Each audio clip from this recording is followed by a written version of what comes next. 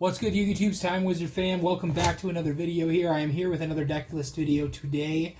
We are jumping into GOAT format 2005. I've showcased this deck a couple times in different feature matches, the Kei OTK, where you have Armed Samurai Kei, who has a special effect with equip monsters, or has a special effect with equip cards, and he can attack multiple times. And I thought I would show that off today because it's been a while, and I feel like it's about time that I showed this off. I meant to do a video a while ago and I just never did. So without further ado, let's just get to the profile. Starting things off, we've just got one DD Warrior Lady, one Exiled Force, just basic stuff, gets rid of monsters, just monster control. Your jars, Cyber Jar, Morphine Jar, just gets you your draws, gets you 2 Benkei, gets you 2 other equip spells, just adds more cards to your hand to just kind of quick cycle through your deck.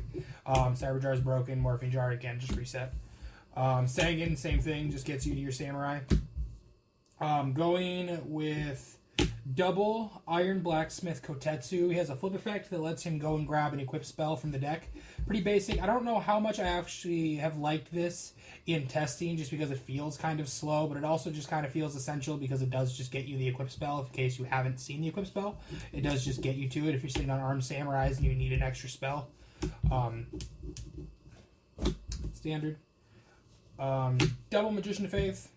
You're playing an entire deck about equip spell cards, so bringing back a spell card might not be a bad idea.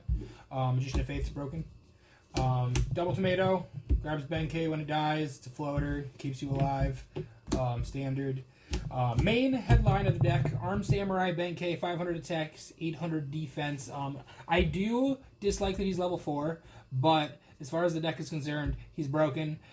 He gets an additional attack for every single equipped spell card that he has. The whole heart and soul of the deck, whole point of the deck. All you want to do is get this guy beefed up and then just attack as many times as you can. Whole point. Love it. 14 monsters. On to spells. Heavy Storm, just standard spell and trap hate. That way you can just kind of push forward. Delinquent Duo, because it wouldn't be a GOAT deck if you didn't run Delinquent Duo. Pot of Greed, because it wouldn't be a GOAT deck if you didn't run Pot of Greed. I do one Nobleman across out just so that it's still in there. It's still annoying to have to deal with Gravekeeper Spies or other flip effect things or other. It's just out there to out whatever set monsters are out at the time. With your equips, Mage Power, United We Stand. Also, Snatch Steal, Premature Burial. The Snatch Steal doesn't matter so much other than that, again, it's GOAT format, it's broken. But Premature Burial is kind of cute because if you bring back Armed Samurai from the graveyard with Premature, he still gets that extra attack. So if you have attack boost to add to that, it's just a free attack, which is kind of cool. Plus, it's Premature, so again, GOAT format standard, but it is hilariously coincidental that it does just give it an extra attack, which makes it nuts. But United We Stand, Mage Power, broken, adds up really fast.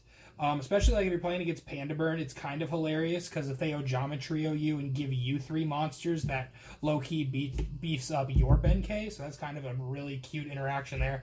But otherwise, United We Stand, just free monsters, Mage Power, all the spells you're going to have just gives you a whole ton of attack, plus just kind of just gets you there. Standard, Graceful Charity, Warrior deck, so double reinforcement of the army.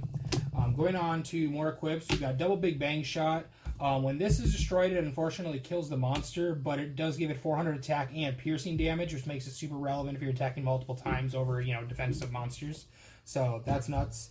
Double Axe of Despair, because 1,000 attack is good, so gotta do that. Equip monsters. Upstart Goblins, double Upstart just to thin your deck. 38 card deck. Why wouldn't you run 38 over 40? Upstart's good. Triple Trinade, just because, the whole point is to get Wombo Combo Benkei to just be able to attack a whole ton, and you don't want them to have traps, so Triple Trinade, same reason with Heavy Storm, just gets things out of there. That way you don't have to deal with things.